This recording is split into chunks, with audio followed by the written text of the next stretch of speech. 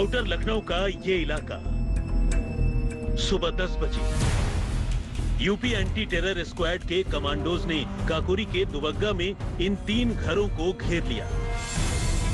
ये 3 घर थे शाहिद के, रियाज के और सिराज के। ये पहला घर ये शाहिद का घर है। ये गैराज चलाते हैं। 8 से 9 साल पहले ये दुबई गए थे। दुबई से लौटने के बाद ये परिवार के साथ यहाँ पे रहते हैं। इनकी उम्र 50 से 55 साल के बीच में बताई जा रही है। दूसरा घर रियाज का है। रियाज सरकारी विभाग से, उत्तर प्रदेश के खाद्य रसद विभाग से रिटायर्ड बताए जा रहे हैं। वो रिटायर्ड हो चुके हैं 3-4 साल पहले, यानी 60 साल से ज्यादा की उम्र है।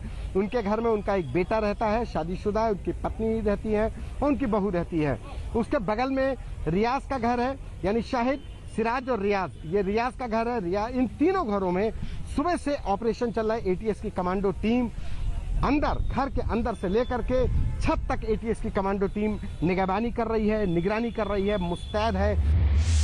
पक्की खबर थी कि इन्हीं घरों में आतंकी छुपे हैं। पक्की खबर थी कि आतंकियों के इरादे खतरनाक हैं। पक्की खबर थी कि बड़े हमलों के लिए विस्फोटक तैयार है। एटीएस के कमांडोज ने मोर्चा संभाल लिया। 3 स्तर की घेरेबंदी हुई और ऑपरेशन हुआ। पहले एटीएस के कमांडोज इन 3 घरों के अंदर गए। अंदर एटीएस का सर्च ऑपरेशन चल रहा था। बाहर कमांडोज ने पोजीशन ले रखी थी। इसके बाद तीसरी लेयर में पुलिस फोर्स लगी थी। घरों के बाहर से लेकर छतों के ऊपर तक एटीएस के कमांडोज हर तरफ दिख रहे थे। कोई आतंकी भाग न पाए, इसकी तैयारी थी। कोई बाहर से गड़बड़ न करे, इसकी भी तैयारी थी। एक एक चीज को खंगाला जा रहा था। कई घंटों के सर्च ऑपरेशन का फोकस उस घर पर हो गया जहां नूशी एम्पोरियम नाम का ये बोर्ड लगा था। एटीएस के जो लोग हैं वो अंदर जाकर के एक एक व्यक्ति से पूछताछ कर रहे हैं। एक एक घर को खंगाला जा रहा है।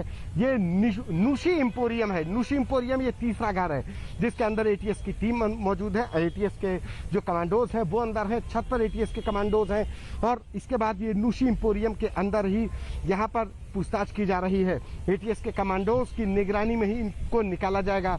अभी तक बताया जा रहा है कि 4 से 5 बैग यहाँ से, इस घर से यूपी एटीएस ने बतौर सबूत जो सामान ले गई है वो ले जा चुकी है।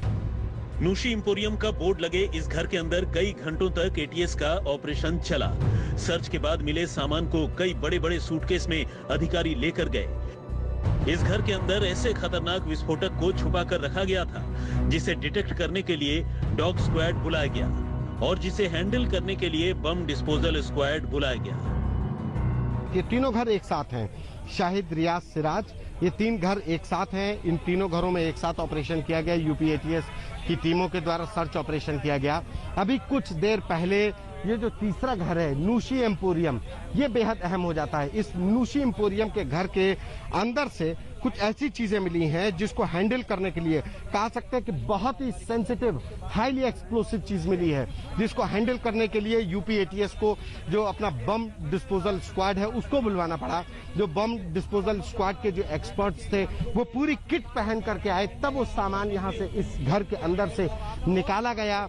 उसको डिटेक्ट करने के लिए वो छिपा करके कहाँ रखा गया, उसको डिटेक्ट करने के लिए जो डॉग स्क्वाड था जो विस्फोटक को डिटेक्ट कर सकता है उस डॉग स्क्वाड को बुलाया गया था। उस डॉग स्क्वाड की मदद से वो सामान निकाला गया। इसी घर से प्रेशर कुकर बम मिला जिसे बम डिस्पोजल स्क्वाड के एक्सपर्ट निकाल कर लाए, जिसे डिस्पोज करने के लिए दूसरी जगह पर ले जाया गया। ये हाईली एक्सप्लोसिव था जिसे आतंकी हमले के लिए तैयार किया गया था। आप अंदाजा लगाइए कि जो विस्फोटक बरामद हुआ वो इतना सेंसिटिव था कि जब हम उस गाड़ी को कवर करने के लिए जा रहे थे तो एटीएस के जो लोग थे उन लोगों ने साफ तौर पर कहा कि आप इस गाड़ी के बगल में भी न रहिए। जो एटीएस की बहुत सुरक्षित गाड़ी मानी जाती है उस गाड़ी के बगल में भी रहने से मना कर दिया कि इस गाड़ी के बगल में भी मत रहिए। कई बार वाइब्रेशन से भी धमाका हो जाता है। ये एटीएस के जो लोग थे जो इस पूरे कार्डन ऑफ कर रहे थे उस गाड़ी को जो यहाँ से जा चुकी है, वो उस गाड़ी को चाह रहे थे कि किसी भी तरीके की हरकत ना हो, कोई उसमें वाइब्रेशन ना हो। वाइब्रेशन से जो उम्मीद, जो अंदेशा था कि वो विस्फोट हो सकता है। ये सुबह 10 बजे चले लंबे ऑपरेशन में बड़ी कामयाबी थी। इसमें जिंदा बम भी बरामद हुआ, आतंकी को भी जिंदा पकड़ा गया और इसी के साथ आतंक के खतरनाक मॉड्यूल को खत्म किया गया। दिल्ली से अरविंद ओझा के साथ समर्थ श्रीवास्तव और संतोष शर्मा, लखनऊ, आज तक।